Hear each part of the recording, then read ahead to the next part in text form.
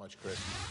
And really, this story, there's a lot of frustration because this is someone who's on the FBI's radar. Lawrence Zimmerman, legal expert, joins us here because one of the questions I have and a lot of people have is, could something have been done here? Let's start first with the FBI.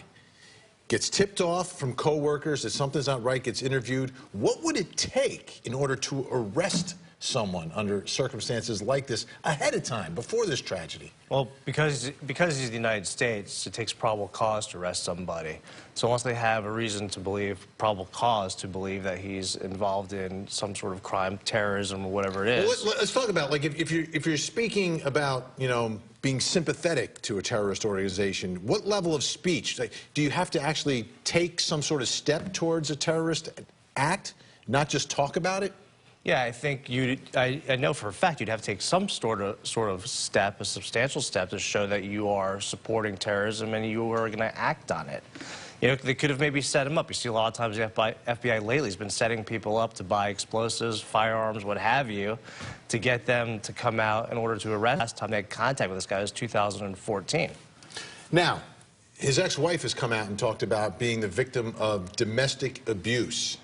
Is there anything along those lines that could have been done to perhaps prevent him from being able to purchase a gun if he's involved in domestic abuse? Well, under federal law, if you're convicted of domestic violence, then you're barred from ever owning a firearm for the rest of your life. But unfortunately, this gentleman was never convicted of domestic violence, so therefore they couldn't bar him from ever obtaining a firearm. But, you know, that doesn't stop, you know, there should be some sort of sensible solutions.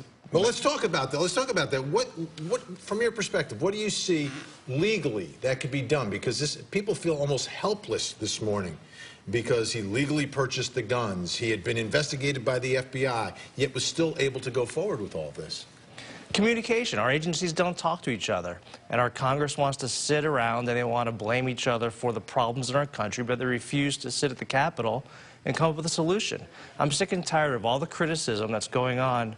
I don't care if you're Republican, Democrat, Independent.